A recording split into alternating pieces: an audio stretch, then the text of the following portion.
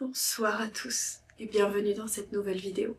Aujourd'hui, nous allons plonger au cœur de phénomènes inexpliqués à travers le monde.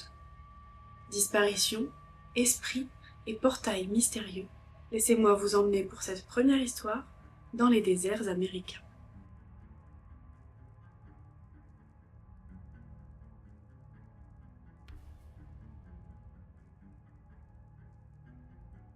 Le désert de West Texas, vaste et silencieux, recèle un mystère fascinant qui défie l'explication. Les lumières de Marfa. Ce phénomène, observé depuis plus de 150 ans, continue de laisser des témoins dans un état de perplexité totale. Les lumières, souvent décrites comme des sphères flottantes qui apparaissent soudainement la nuit, sont une énigme qui n'a cessé d'intriguer les chercheurs, témoins et amateurs de mystères. Tout commença en 1883, lorsque deux hommes, Walter et Harry, traversaient la route menant à Marfa, à la tombée de la nuit. Ils rapportèrent avoir vu une lumière brillante, flottant dans le ciel, au-dessus de la vallée. C'était comme une boule de feu, se souvient Harry dans un témoignage écrit plusieurs décennies plus tard. Elle se déplaçait lentement, sans émettre de bruit, et disparaissait aussi soudainement qu'elle était apparue. D'autres témoins de l'époque eurent des observations similaires, certains affirmant même que la lumière semblait les suivre, comme si elle était consciente de leur présence. Aujourd'hui encore, des milliers de personnes se rendent à Marfa Light Viewing Area, un lieu spécialement aménagé pour observer ce phénomène, en espérant apercevoir les fameuses lumières. Des témoins racontent leurs expériences en frémissant. « J'étais avec tout un groupe de touristes », raconte l'une d'elles. Et soudain, à une heure précise, une lumière blanche est apparue, flottant juste au-dessus de la ligne d'horizon. Elle n'a fait aucun bruit et ne clignotait pas. C'était si calme que cela m'a donné des frissons. Les théories autour de ces lumières sont nombreuses. Les scientifiques émettent des hypothèses sur des phénomènes d'optique atmosphérique, tels que des mirages, ou la lumière des gaz naturels qui pourraient se dégager du sol et créer des reflets. Une autre théorie suggère que ces lumières seraient causées par des gaz provenant de gisements de pétrole sous-jacents, mais cette théorie ne convainc pas tout le monde. Des ufologues, par exemple, parlent d'une hypothèse plus excentrique, celle des visiteurs extraterrestres. Ils expliquent que ces lumières pourraient être des sondes envoyées par des civilisations extraterrestres pour explorer la Terre. Il ne fait aucun doute qu'il s'agit de quelque chose qui dépasse notre compréhension, affirme l'un d'eux, un chercheur passionné par ce phénomène. Les observations font état de comportements intelligents, comme si les lumières réagissaient aux personnes qui les observent. Malgré des décennies d'enquête, aucune réponse définitive n'a été trouvée, et les lumières de Marfa restent l'un des plus grands mystères non résolus de l'Amérique. Toujours en Amérique, dirigeons-nous vers Los Angeles.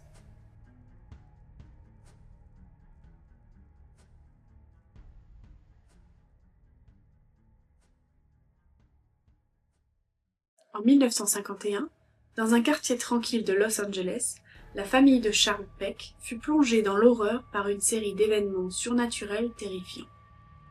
Ce qui commença comme des bruits étranges dans la maison se transforma rapidement en une véritable possession de poltergeist, bouleversant la vie de Charles et celle de ses proches.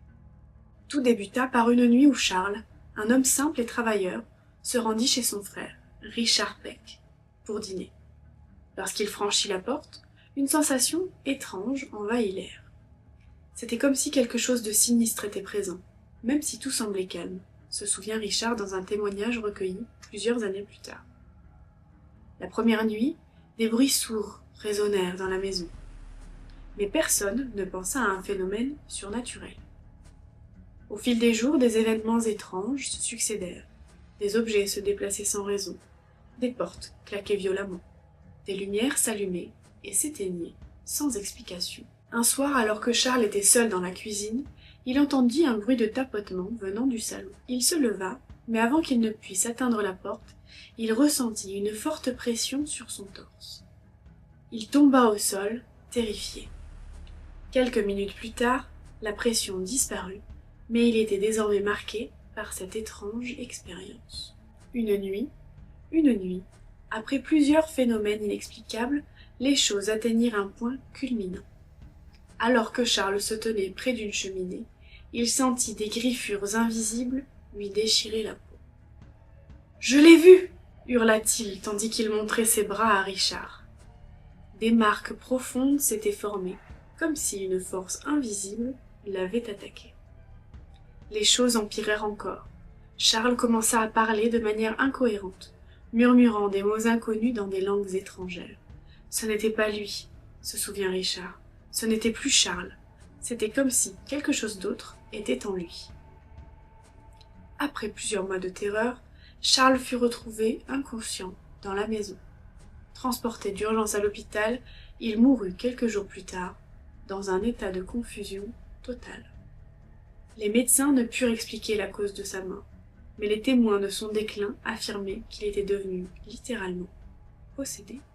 La police conclut à une crise psychologique, mais pour d'autres, cette histoire reste l'un des cas les plus terrifiants de possession paranormale. Des enquêteurs spécialisés tels que John Davis, un expert en phénomènes paranormaux, avancent que cette attaque pouvait être liée à une entité maléfique cherchant à s'approprier l'âme de Charles. Les signes étaient évidents, selon lui. Les griffures, la voix étrangère, les phénomènes violents. Tout cela pointe vers une présence malveillante, affirme-t-il. N'hésitez pas à m'écrire un mail pour m'envoyer vos expériences paranormales afin que je puisse peut-être en parler dans une prochaine vidéo.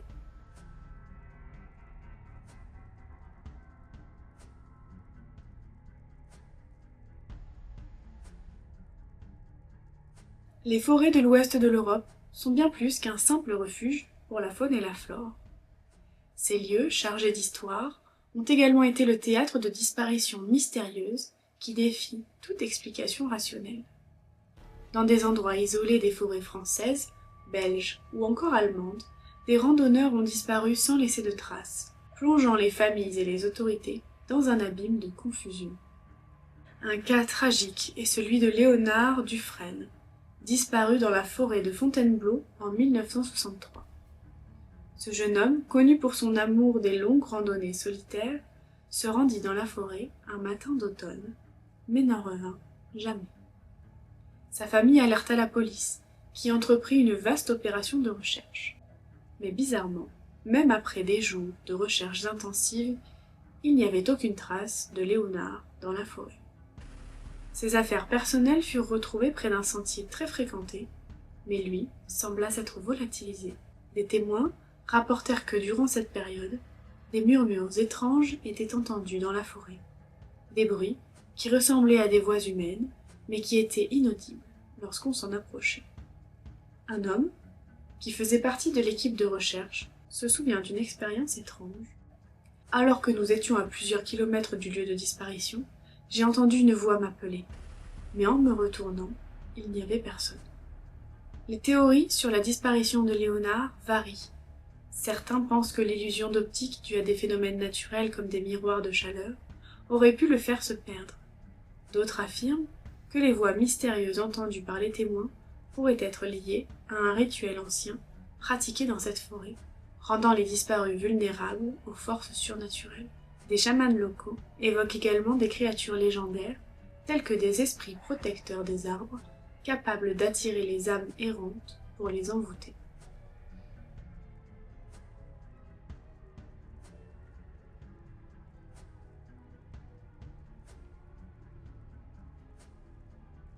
À l'orée de la forêt de Belvoir, dans le nord de l'Angleterre, se dresse une demeure abandonnée, qui est devenue le théâtre de phénomènes étranges depuis plus d'un siècle. La Maison du Silence, comme on l'appelle, est au centre d'un des cas les plus mystérieux et troublants de cette région. Tout débuta au début du XXe siècle, lorsqu'un jeune couple, Henry et Margaret Bellamy, s'installa dans la maison après l'avoir achetée à très bas prix. Ce qu'ils ignoraient à l'époque, c'était que cet endroit avait été marqué par des événements tragiques des décennies auparavant. Le dernier propriétaire, un certain Ezekiel Grantham, était mort dans des circonstances non résolues après avoir été retrouvé dans son salon, complètement figé dans une position étrange, comme s'il avait vu quelque chose qui l'avait terrifié à mort. Quelques jours après leur emménagement, Henry et Margaret commencèrent à entendre des bruits étranges. Des portes qui se fermaient sans raison, des fenêtres qui s'ouvraient et se fermaient violemment. Mais ce n'étaient que des phénomènes bénins comparés à ce qui allait suivre. Une nuit, alors qu'ils dormaient paisiblement dans leur chambre, Margaret se réveilla en sursaut, le visage pâle de terreur. « J'ai entendu des voix, des murmures et une respiration lourde juste à côté de mon oreiller, » confia-t-elle à son mari. Henri ne croyait pas à ces histoires de fantômes, mais le lendemain, il eut exactement la même expérience. Il se réveilla en plein milieu de la nuit, sentant une présence oppressante dans la pièce. Il vit une silhouette indistincte se dessiner dans l'obscurité, juste à côté du lit. Le couple prit la dure décision de quitter la maison, mais avant de partir, ils contactèrent un groupe de médiums pour tenter de comprendre la source de cette terreur. Les médiums affirmèrent que la maison était hantée par l'esprit d'Ézéchiel Grantham, condamné à errer dans l'ombre à cause d'un pacte maléfique qu'il aurait fait avant sa mort. L'esprit serait responsable de tous les phénomènes paranormaux observés. Mais il y avait plus. Un médium expliqua que la maison était aussi un lieu où les souffrances des vivants se mêlaient aux cris des âmes perdues. Elle précisa que chaque personne qui vivait dans cette maison semblait être affectée par des visions hallucinatoires et des rêves où des figures humaines les scrutaient, les observaient et les jugeaient. Les théories qui entourent ce lieu sont multiples. Certains parlent d'un rituel occultiste exécuté par Ézéchiel avant sa mort. Un rituel qui aurait permis à des esprits malveillants de s'infiltrer dans la maison. D'autres suggèrent que l'énergie négative de la maison aurait été amplifiée au fil du temps, attirant des forces invisibles et malveillantes. Il existe aussi une théorie, plus mystérieuse encore, suggérant que la maison serait construite sur un ancien cimetière et que les esprits des défunts hanteraient l'endroit depuis des siècles, piégés par un étrange phénomène. Les enquêteurs n'ont jamais pu apporter de réponse définitive et la maison demeure un lieu de légende et de peur, un point focal pour ceux qui cherchent à comprendre les mystères inexpliqués de l'au-delà. Pour cette dernière histoire, nous nous rendons en Roumanie.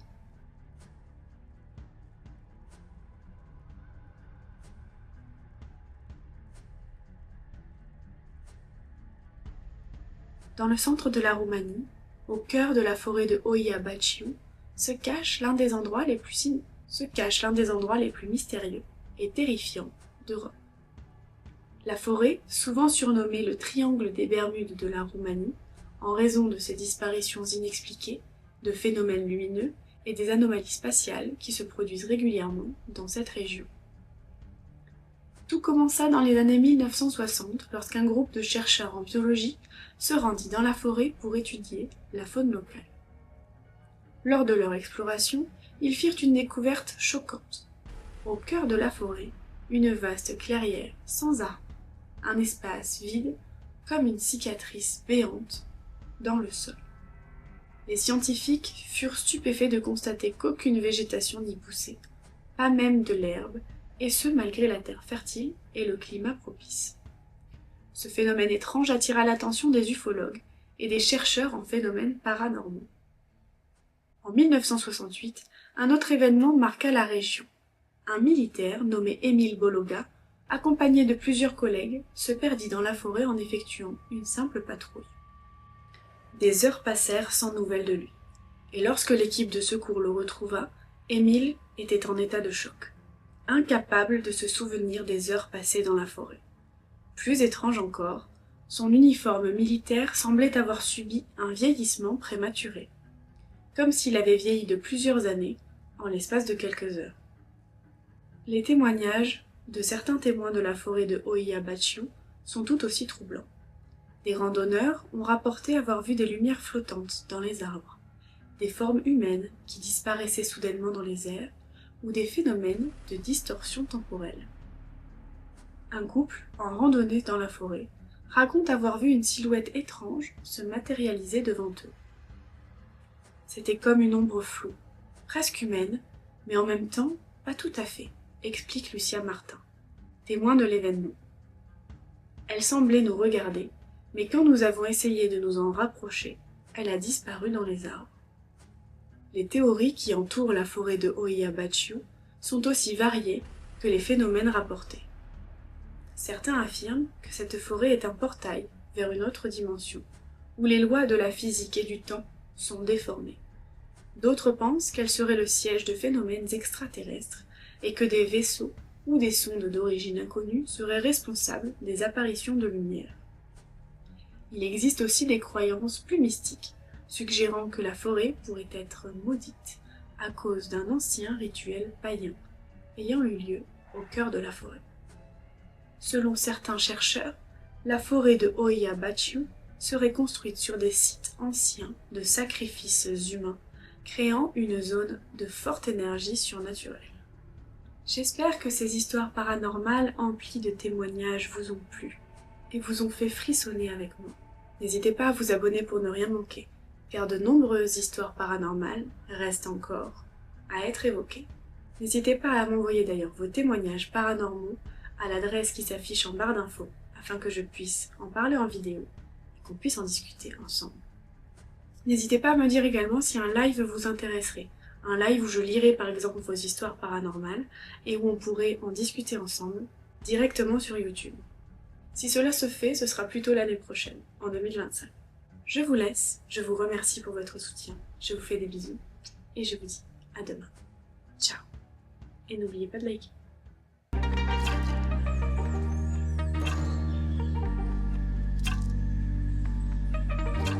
J'étais avec un groupe de...